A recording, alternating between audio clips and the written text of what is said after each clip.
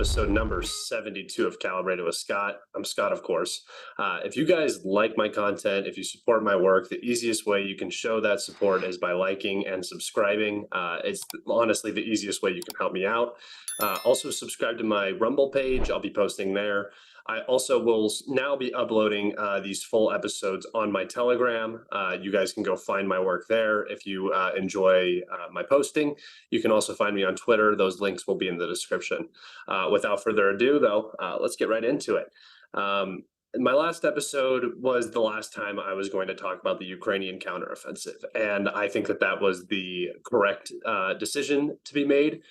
Because since that last video, we have not seen any progress. And in fact, we've seen a reversal of some of the gains that were made by the Ukrainians through, I think, July and August around Verbove and Robitny. We've seen a reversal in some of these areas. The Russians are now counterattacking, and it just makes sense because these areas aren't really tenable for the Ukrainians, especially if they're on defensive footing, which they are now almost everywhere. So that's first things first is, the Russians are really making a lot of these territorial gains in the south. I'll put some up here over the last couple of days. And, it's just a few hundred meters here, a few hundred meters there. But this is the area where the Ukrainians were really trying to press. So it's a significant happening and occurrence. And it's something to keep an eye on. I think that most of the Ukrainian counteroffensive gains will be reversed to a point of sort of neutrality in the line, and that'll be the end of that. And it'll all just kind of be forgotten about, I guess. We've already kind of seen this short-term memory not serving the pro-Ukrainian information space very well, because the Russians are now attacking in every place, and specifically around the Avdeevka front, the Russians are pushing very hard. So that's the bulk of what I wanted to talk about today, was this Avdeevka offensive that's currently ongoing. It's in its fifth day, and also about the overall Russian strategy and what their approach to the SMO is now. We've seen the Ukrainian counteroffensive, the Big Arrow offensive, fail completely and totally. I don't think that the Russian plan is to capture Avdeevka in a month or 2 months or anything like that. I think that this operation around Avdeevka is now going to become sort of a Bakhmut operation, not so much a meat grinder for the Ukrainians, although that will potentially be a part of it, but more a solid ground to work on while the mud and rain are impeding operations on all other sectors of the front, right? So in Avdeevka, it's obviously this super fortress. It's this, it's been built up over 10 years now almost, and it is a significant defensive fortification in the Donbass. It's right up against Donetsk. It's been the front line for months, years and years, almost, there's a part where it wasn't, but I'm going to go ahead and say 9, 10 years now. This has been the front line of the Ukraine conflict, the civil war that ended up becoming the Russia-Ukraine war, or the SMO, or, whatever you want to call it. So this highly fortified, entrenched area, concrete bunkers, defense measures, minefields everywhere. Obviously, this is like, I always think, why would you push in the area that offers the most resistance? And what my thinking is on this from the Russian point of view, there's a couple things going on. Number one, the shelling of Donetsk has completely abated since the Russians went on the offensive in this sector. All of the artillery in the area is now being used to defend the Russian, assaults, defend from the Russian assaults, and it's no longer being fired on civilians. This is one of the first times throughout the entire SMO, I think, that there have not been any shells fired on Donetsk in like 3 or 4 days. So that is a welcome relief for the people of Donetsk. But also, the most fortified areas are sometimes the least protected in terms of quality of manpower and artillery, because the defensive fortifications offer so much protection. Other areas need the fire support and things like that more and more. So putting pressure on this area could have resulted from, what the Russians saw as a shift in potential manpower strength in terms of quality of training in Avdiivka, and then they launched this assault. It could have been a planned assault for a long time, but however it began, it is underway and it is currently progressing. What I see as in a positive direction for the Russians. I'll put up some maps here to kind of show you what I'm talking about around Avdiivka. So the primary focus of this assault was up in the north, around Krasnohorivka, and around this giant waste pile right here. This waste heap, I'm going to put that in quotes, because that's what the translation is from Russian or possibly Ukrainian into English. Really is a large industrial mound, so excess material that had been dug out, sort of like what you would see next to a quarry or something like that when you have a lot of earth that you need to put somewhere. That's what this ginormous heap is. It's about 200 meters above elevation of Avdiivka. It is a rather very defensible area just because the slopes of this thing are just loose gravel, so you can't walk up it. It's obviously on the heights, so you can see everything coming at you. And this has been the focal point of the fighting around Avdiivka. We've also seen pushes to the north of this waste heap, towards some of the smaller towns to the north of the city, across the railway line. I'll also show that here. We this whole area is kind of in a fog of war right now, so we don't necessarily understand what's going on specifically here. And then to the south, we have constant pressure directly up into the city, which the Russians are making daily progress in this area. And what I want everybody to think about is the Russians in this area are moving trench by trench by trench, pillbox by pillbox. It's going to take time. This is it's a slow clearing operation. It's going to be costly. It's urban fighting. The Russians are walking into prepared defenses, so it's going to be a time intensive effort.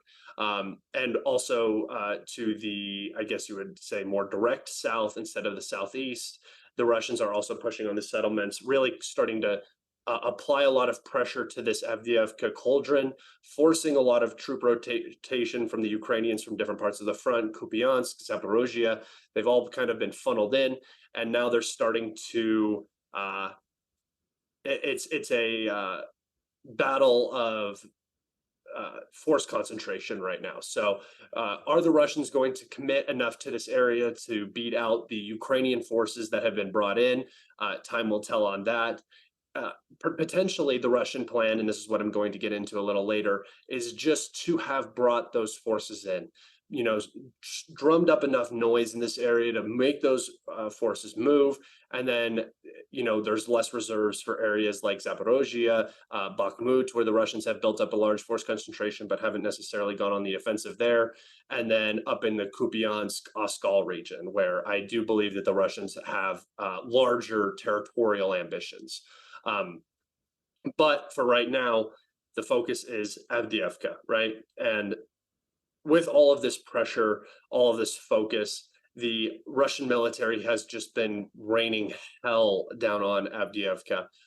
Glide bombs, rocket artillery, barrel artillery of all calibers, Iskanders, just everything that you could ask for in terms of fire support has been raining down on Avdiivka daily. I'm very curious as to what the actual losses are in officers and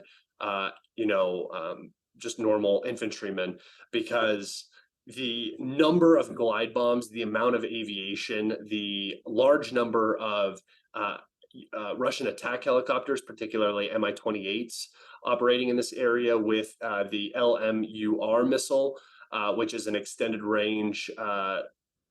It's kind of like an ATGM, but it has a different trajectory than the Ka-52 Whirlwind ATGMs, which actually, they fly on a straight line. These lemur missiles, I'm going to call them lemur missiles, come in like this, kind of come up, and then the pilot directs it in, and you're watching it from the POV of the missile. So they have internal guidance systems.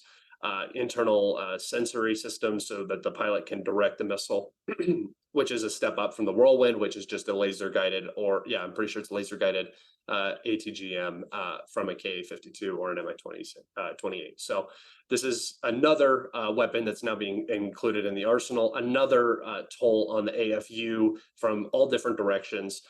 This missile also allows the Mi-28s to stay outside of man-pad and short-range air defense range for the most part, depending on the system, and at an altitude where they're not necessarily at risk. So now the risk factor for Mi-28 pilots has gone down incredibly.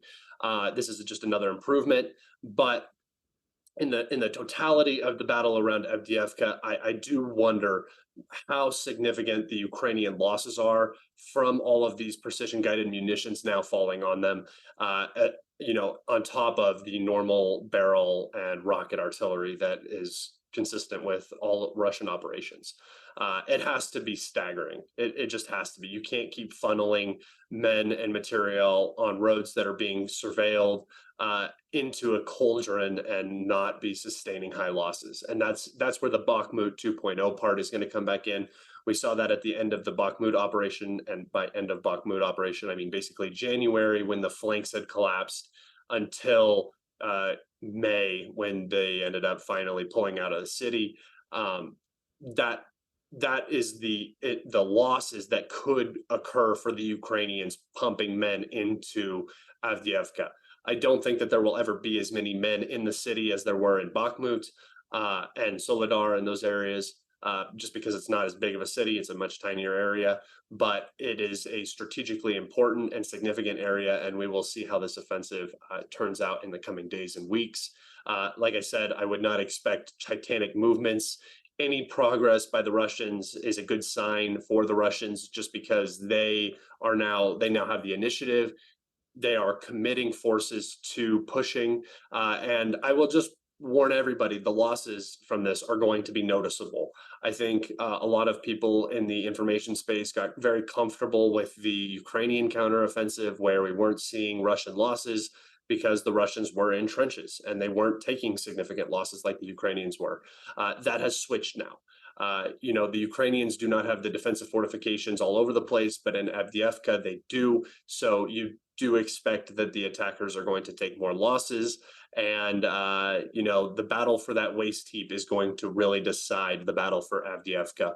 Whoever controls that has a full vantage point of the entire city and surrounding Evron. So as soon as that falls to the Russians, which we have geolocations of Russians directly on the outside of that waste heap, it could be in Russian hands, it could be in Ukrainian hands. It's sort of in a gray zone right now. But I expect the most fierce fighting in this area. Once that falls, the rest of the Avdeevka operation becomes much more, at least tactically efficient. And then once Avdeevka falls, it will be a strategic victory for the Russians in the area. The overall plan around this, however, is where I think I disagree with some people. I think people are kind of expecting this battle to be, a fast one. The Ukrainians' offensive has failed. The Russians are now going to go. I don't think that that's what we're seeing at all. What I think we're going to see is the Russians apply pressure just everywhere. They have the material advantage, they have the artillery advantage, they have the aviation advantage, they have the drone advantage. They're going to just keep applying pressure everywhere. Zaporozhye, Kupiansk, Seversk, the Sherbiansky Forestry, Bakhmut, Avdeevka, Ugledar, all of these areas just keep pressing, keep forcing the Ukrainians to move, keep forcing the Ukrainians to make mistakes, and eventually those mistakes are going to end in Russian advances in one part of the front or the other. I think that's what you're going to see. I think that that's the actual goal right now, is to really start pushing the envelope and just never letting the Ukrainians have a chance to breathe. Refit, re-equip, and get these brigades back out where they need to be. They need to continue inflicting losses on the Ukrainians. And, the Ukrainians are already having issues with this next round of mobilization. They're going to have further issues with every future mobilization, because the pool is just becoming less and less willing and less appropriate for actual conscription. And I do believe that the Russians are going to now be basically have the initiative until the SMO ends. I think that this last counteroffensive was the last chance the Ukrainians really had to be in a position of any strength. And now the Russians are here. The Russian military industrial complex is fully loaded and brought to bear. And, things just continue to get worse in Europe. The support for the Ukrainians in Europe is going to continue to struggle. And, with this whole Israel situation still continuing, the support for Ukraine is going to go by the wayside. Israel is a very big political issue in the United States, and it will detract a ton of attention. It already has detracted a ton of attention from Ukraine. Potentially, that could help Ukraine if you're sneaking in, financial bills for, delivering money to Ukraine or weapons to Ukraine. You might be able to slip them through while everybody's distracted with Israel.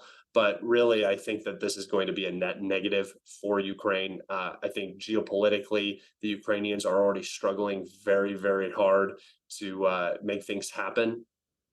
And I think it's only going to get worse. But once again, I said I think a lot during that. So those are all just my opinions. I would love to hear all of your comments about how you think this Russian offensive is going to go. Maybe they are going to go for a big, aero offensive somewhere, and I just can't see it happening. And I'm missing something. So make sure you leave those comments down below. I like to go through and read. I don't always respond, but I always read through a good majority of the comments. I did want to touch on the Israel situation with Israel and Hamas in the Gaza Strip. We've seen about a week of bombing of Palestine, of the Gaza Strip, and we have seen immense civilian casualties. I told you guys in the last video my position. I really don't. I don't support Hamas, obviously. I definitely do not support what Israel is now doing in Gaza. I support the Palestinian people, and I support the Israeli people that don't have much say, and they just kind of have to do what their governments tell them to do, and they are witness and victims of both of each other's governments and representation. So in the last week, we have seen roughly 600 Palestinian kids killed, and that is unbelievably significant. That is more than have died in a year and a half of high-intensity combat in Ukraine, which really goes to show how careful the Russians have been in all of their strikes. The civilian casualties in total now are reaching around 2,000 in Gaza for a week. For a week of bombing, 2,000 people. That's a 9/11 happened in a week in Gaza, right? In terms of the amount of loss of human life. That is insane. That is unbelievable. That is indiscriminate bombing on a whole nother level. I think they're saying around 400,000 to 600,000 people have now migrated out of northern Gaza into southern Gaza, which is just humanitarian crisis. I don't know where all those people are going to go. I don't know what's going to be left for them. But everybody's kind of holding their breath for an Israeli intervention, a ground intervention into Gaza. It has been delayed. Reportedly, I don't know what their actual plans were. There's a lot of big statements coming out. The U.S. has moved the USS Ford into the Mediterranean off the coast of Israel, and they've also moved another aircraft carrier off the coast. So now there are two carrier groups sitting off of the coast of Israel to deter probably Iran from intervening. Also Hezbollah, which is a branch of the Iranian IRGC, or IRCG, the Islamic Republican Guard. But whatever. It's a branch. They are underneath the control of the Iranian government in one way or another, and really, that's why those carrier groups are there, to deter any aggression from Hezbollah from the north. And this is something that I wanted to touch on because we have seen significantly successful operations from Hezbollah on the southern border of Lebanon, the northern border of Israel, against the IDF, with ATGMs and missile strikes and just sporadic firefights. We have seen significant casualties on the Israeli side for not even being at war with Hezbollah. And we are not, yeah, Hezbollah. And we've seen, if I said Hamas earlier, I'm sorry, I meant Hezbollah, in southern Lebanon. And they, we've seen a lot of fighting. The Hezbollah militia has taken out a number of IDF outposts and surveillance points, as well as multiple radars and surveilling equipment. So trying to take down the IDF's early warning in the area, as well as their ability to respond to things like missile strikes, mortar strikes, all of that. So that is kind of the operation that's going on in the north. I don't think that Hezbollah will get involved until a ground operation in Gaza to take out Hamas by the IDF has begun. When that will happen, I don't know. I'm starting to look at this like the Niger situation, where the Nigeria had threatened intervention on with the behest of France, most likely. And that never ended up happening. I just don't think it was in the books, really. I think it was kind of a bluff from the start to see if they would back down or if something could be negotiated. But that never occurred. And now, the junta in Niger is fully established now. The French troops are actively leaving the country. And I think that's really what's going to happen with the situation in Gaza. And this might be a horrible take. I don't know. We'll see in a couple of days if Israel actually decides to go in. But it feels like Israel's about to try to get itself into a Vietnam. I think they know that. And I think that on the cards right now, the odds of this working out for Israel are declining dramatically. They're going to go in. They might defeat Hamas totally. And I guess you could call that a victory. But if the IDF sustain incredible losses, go in, create a humanitarian crisis, they're going to look horrible on the international stage. And then at the same time, if Hezbollah opens up another front from Syria or from southern Lebanon, both at the same time, who knows? This is going to have a significant impact on the IDF's capability. I do not believe the IDF is ready to fight a two-front war. I don't think they're ready to fight really a one-front war, but I think they would be able to do it with overwhelming firepower. I just don't see an operation in Gaza benefiting Israel in any significant way, although they have or kind of got themselves into a rhetoric hole where they've talked about it so much and they've said that they're going to do it. It's kind of like a go already, even though it hasn't begun. So we'll see how that plays out.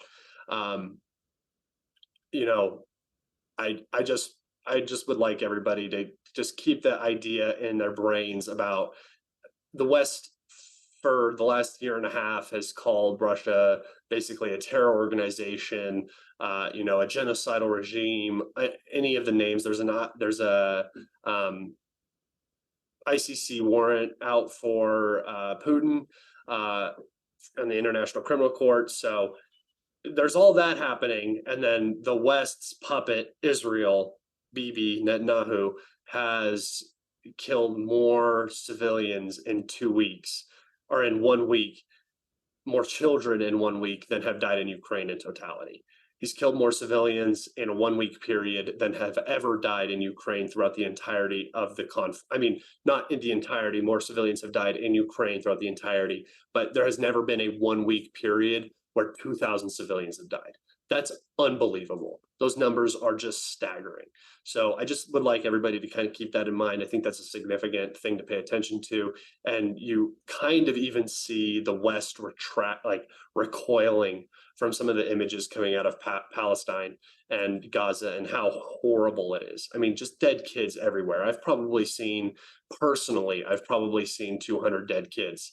And it's just something that you can't really unsee. I'd be very careful for everybody going through images and stuff like that. It's important to see that stuff, but it's also important to retain some sort of normalcy. You're not really supposed to see dead babies and, when you're forced to kind of see that stuff regularly, it can be hard. So I hope everybody's taking care of themselves out there who follows this very closely.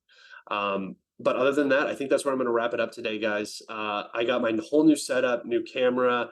So if the video is a little weird, if the audio is a little funky, I'm sorry. I got a new computer, new monitor, like a whole new setup right now. So I'm trying to get everything lined up and working. And I hope you guys enjoyed this video. Until next time, take care.